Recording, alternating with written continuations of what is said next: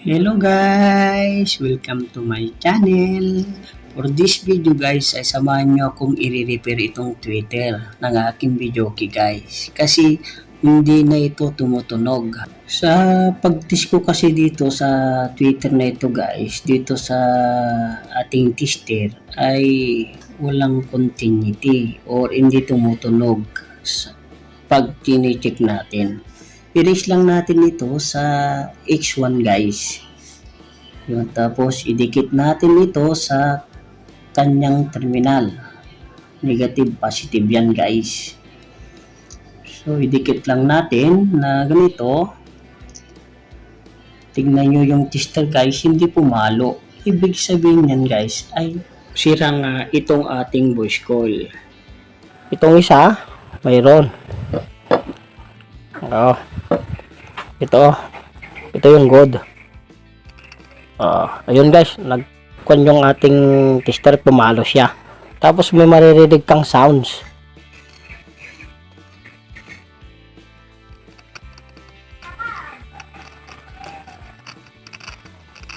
Yun guys. Samantalang ito, wala.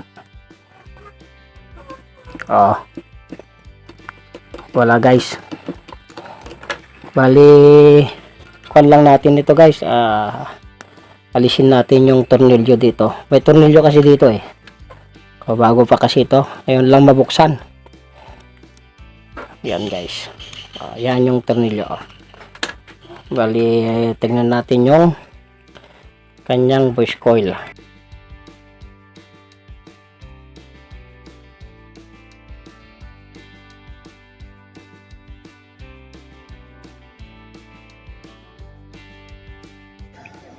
At ito guys ay gagamit tayo ng Allen rings para matanggal natin yung tornilyo. Kasi yung size nito guys ay Allen rings yung design niya. Kaya tara, alisin na natin itong tornilyo niya.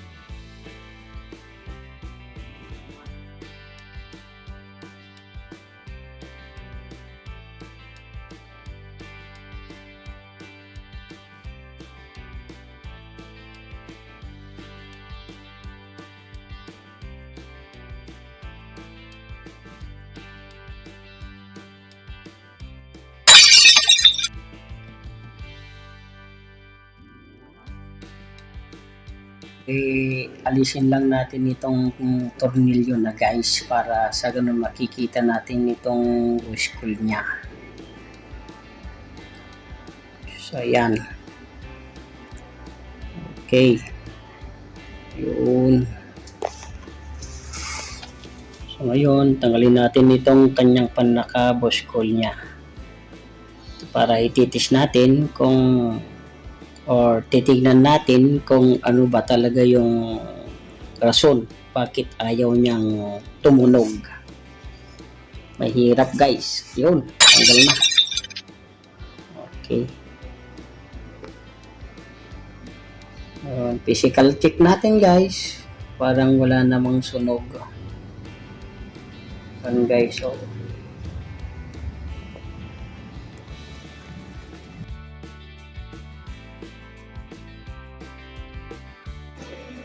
ngayon guys, i-check ko siya. Check natin yung kanyang resistance. So nakikita ninyo guys, talagang ayaw gumalaw yung ating tester. Yun guys, kahit idiin ko yung kanyang aking pag-test sa kanyang voice coil, talagang ayaw pumalo. Pero pag titignan ko naman sa kanyang physical check guys, sa kanyang appearance, ay walang sunog dito guys, walang sunog. or putol na linya.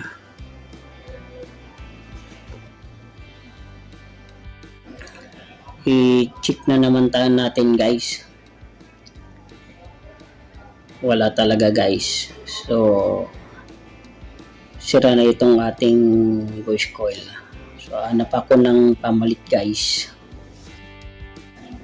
So ito guys yung ating ipapalit na voice coil. Buksan ko lang. So ito guys. Yan. Ngayon, ititistirin natin. Continuity check guys, yung dating pag-check natin sa X1. Ayan. Ayun. Check natin. Oh, ayun guys. Nakita niyo guys, pumalo yung ating tester. Again. Oh, yun guys. Pumalo yung tester. So, ito yung ating papalit sa kanya guys. Ngayon, itong magnet guys, tingnan natin kung mayroong nakapasok na dumi sa loob. Yan guys. So, ngayon, lilinisan natin ito gamit ang papel.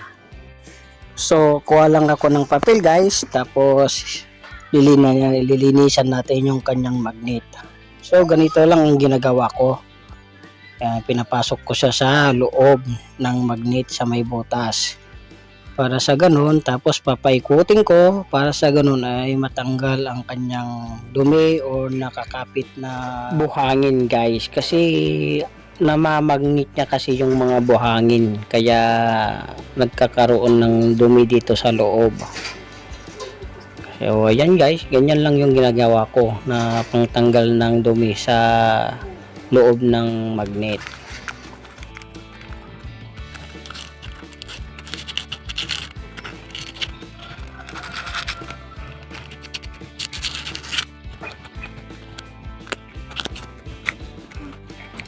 Yun. Then next, natin ang ilalagay.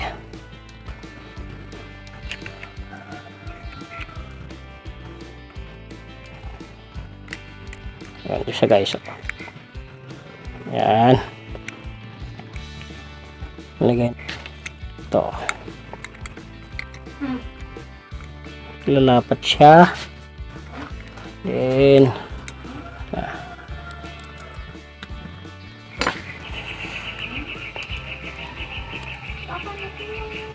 higpitan natin guys para sa ganun hindi siya ma-disalign. Pag kuan kasi ito, magalaw kasi ito, yun ang pagkukus niya niyang kuan, madi-disalign, kaya yun mag-ground siya sa loob, yun kaya na kukuan na naman ito guys, na tawag dito, nasusunog siya. So ayun na guys, try natin testerin natin. Oh, tingnan nyo guys, mayroon ng tunog. Oh. Ayan guys, then lagay na natin. Bali ito, sinapak ko lang dito, sasapak siya dito. Oh. Ito yung kwan, sasapak lang natin ito dito. Ganito. Para sa ganun. Oh. Then yung alignment niya. Then yung screw natin.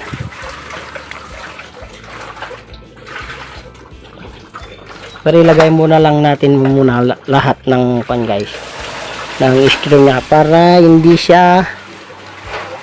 madidisalign yung ating alignment.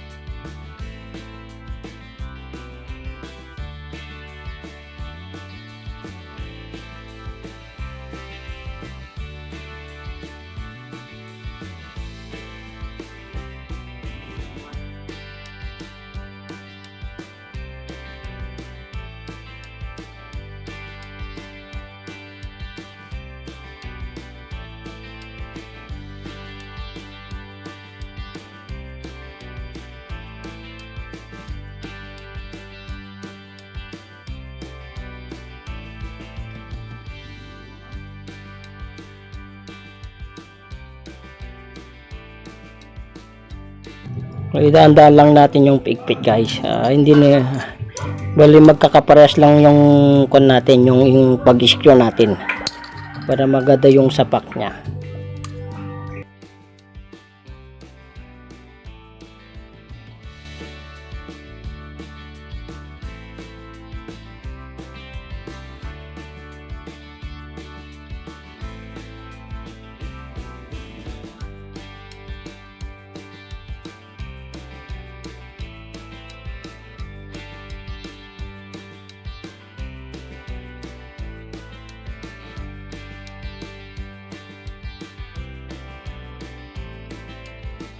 Yun na siya.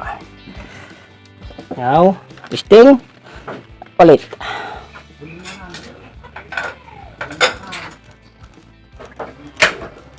O, diba guys? Mayroon na. Tapos yung isa. Yung Twitter na isa.